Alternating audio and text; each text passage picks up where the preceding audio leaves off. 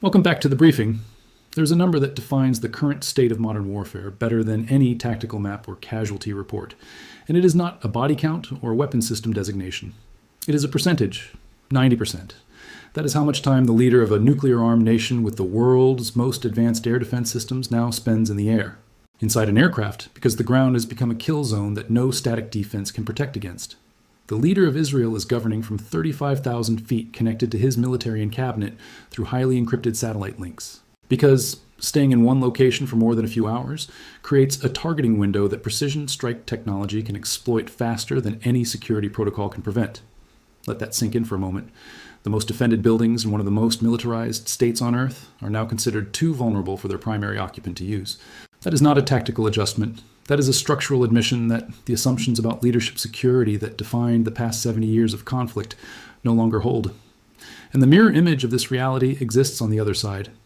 Iran's newly appointed supreme leader has a name that is a state secret, not his title, his name.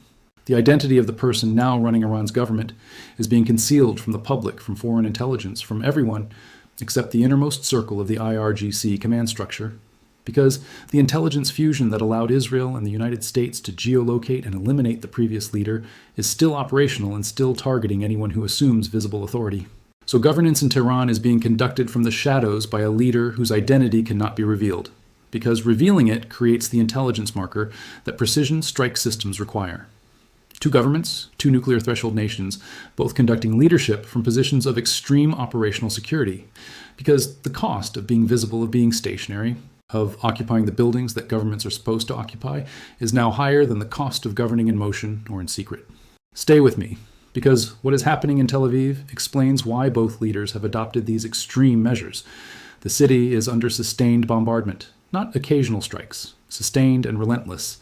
The Iron Dome, the most tested air defense system in modern warfare, with a publicly advertised intercept rate above 90%, is failing to stop every incoming threat. Not because the technology is inferior, but because Iran's military doctrine has evolved to exploit the one vulnerability that no air defense system can overcome: volume.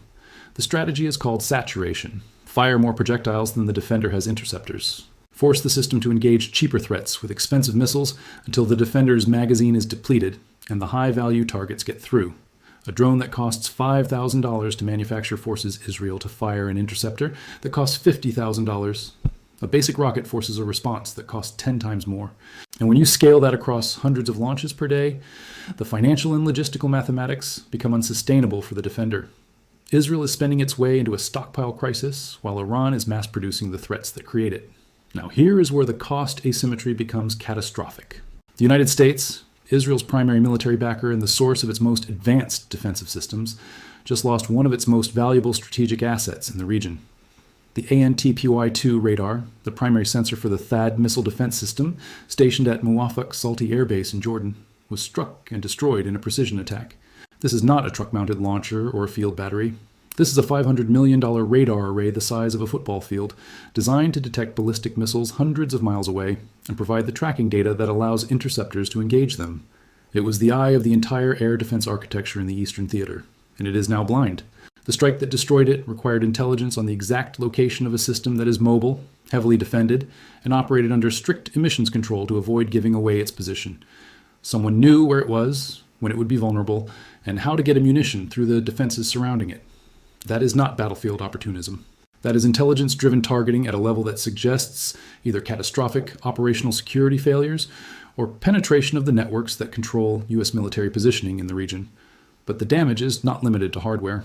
The first 100 hours of this conflict have cost the United States approximately $37 billion, not direct military expenditure, and economic impact. Gas prices in the United States have spiked to their highest levels in 18 months. The Dubai stock market, a critical financial hub for Middle Eastern capital flows, has lost value as attacks on American assets create uncertainty about regional stability.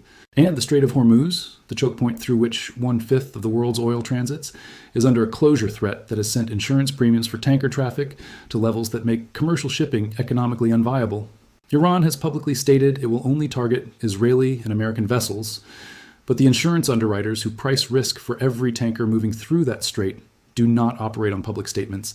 They operate on actuarial models, and those models now show that the probability of loss in Hormuz has increased to the point where coverage costs more than the cargo is worth. Shipping companies are refusing to transit. Energy that needs to move from the Gulf to Europe and Asia is not moving.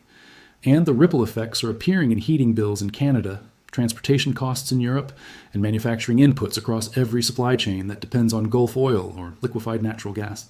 Now consider what is happening on the northern front while all of this unfolds. Hezbollah launched rocket attacks into northern Israel that wounded 8 soldiers, including the son of a senior government minister. That detail matters. This is not random collateral damage. This is a conflict that has now reached directly into the families of the decision makers who authorized the strikes that started it. When the children of cabinet officials are being wounded in retaliatory strikes, the political pressure to escalate, to demonstrate strength, to retaliate harder, becomes a domestic imperative that overrides strategic calculation. And that pressure is compounding at the exact moment when the conflict is expanding beyond a regional war into something that involves nuclear-armed global powers.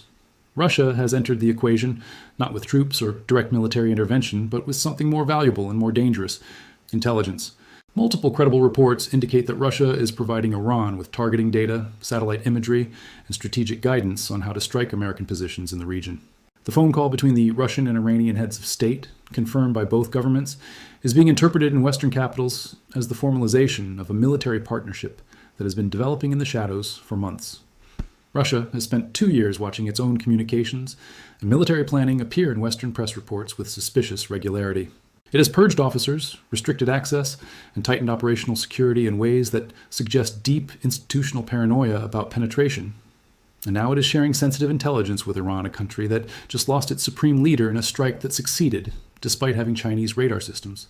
Russian missile technology and 2.5 hours of advance warning from Beijing about incoming Israeli F-35s.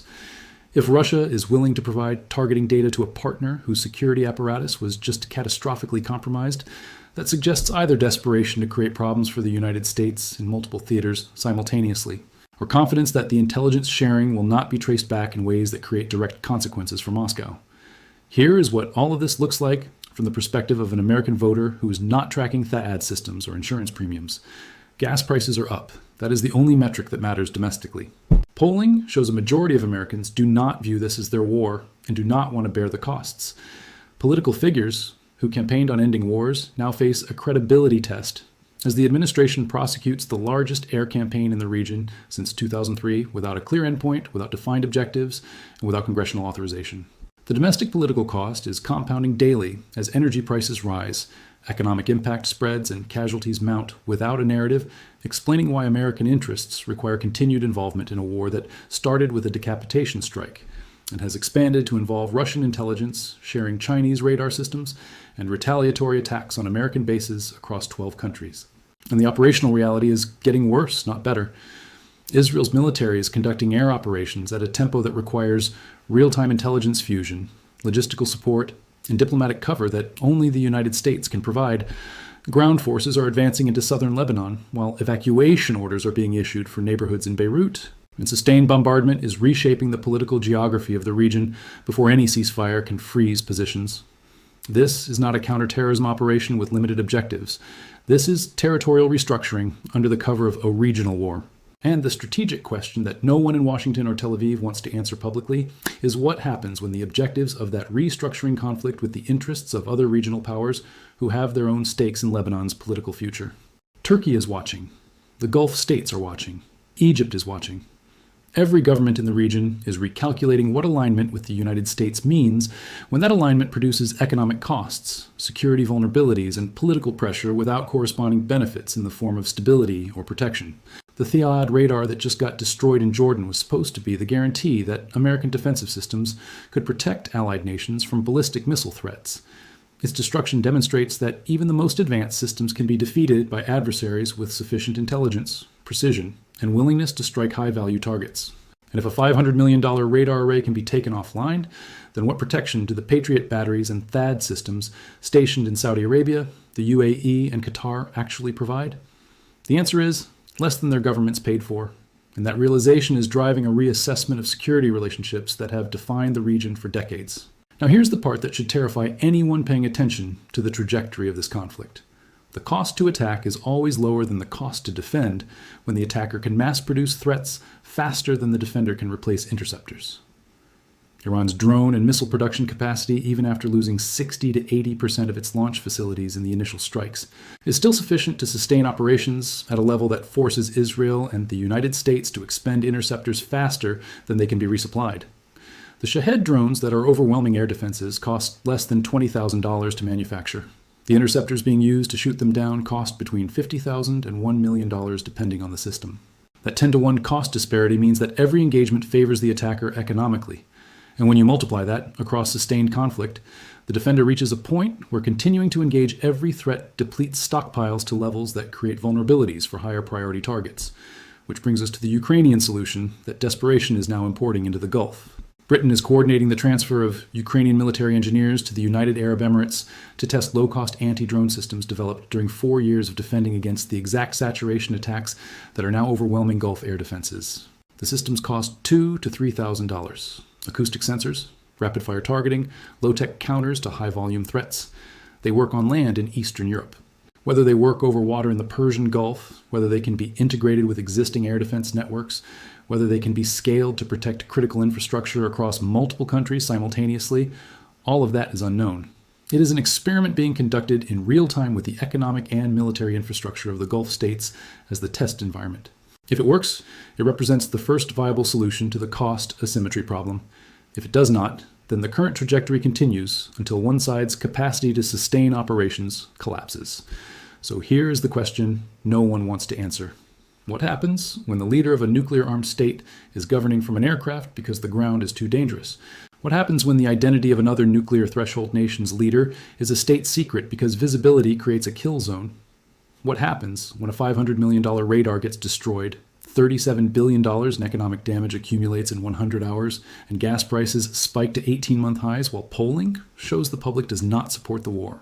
What happens when Russia starts providing targeting data to Iran, when Hezbollah strikes wound the children of cabinet ministers, when insurance premiums make commercial shipping unviable, and when the defender is spending itself into stockpile exhaustion while the attacker mass produces threats at 1/10 the cost? The answer is not in any tactical assessment or weapon system analysis.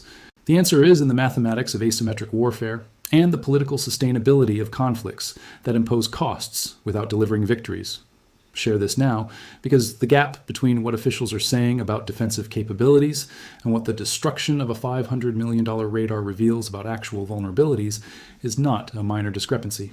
It is the gap between the security architecture that was promised and the kill zones that leaders are now hiding from at 35,000 feet.